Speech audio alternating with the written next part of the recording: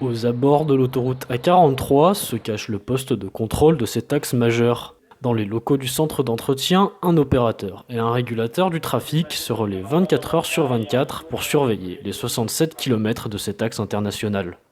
Pour cela, il s'aide de 250 caméras, de la supervision, de capteurs et de détecteurs automatiques d'incidents. Le réseau en fait est divisé en deux secteurs, la partie haute, la partie basse. Je m'occupe plus de la partie haute, l'opérateur de la partie basse. Et après, en cas de gros événement, en fait, on se donne la main sur l'événement. Poste de contrôle, bonjour. Le rôle des opérateurs consiste également à recevoir des appels des usagers de l'autoroute, mais aussi à être en contact régulier avec les patrouilleurs et les secours en cas de problème. Et bien on fait comme ça, tu me rappelles quand tu as l'autorisation de l'assistance. En cas d'accident, par exemple, on appelle les agents de l'autoroute pour baliser la zone.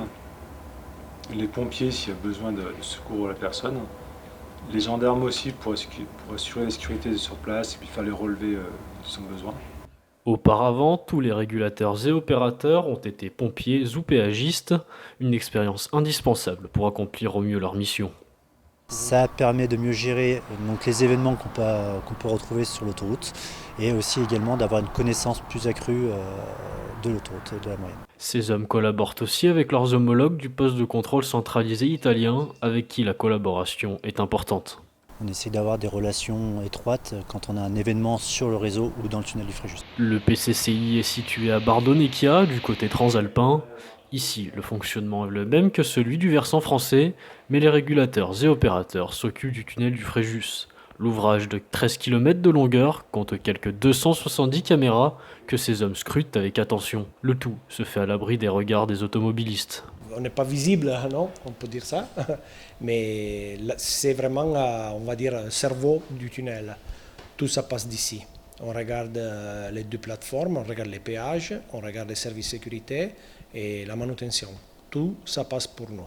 En plus de l'important trafic de plusieurs milliers de voitures et poids lourds, les opérateurs doivent gérer le fonctionnement des usines de ventilation et des postes électriques de l'ouvrage.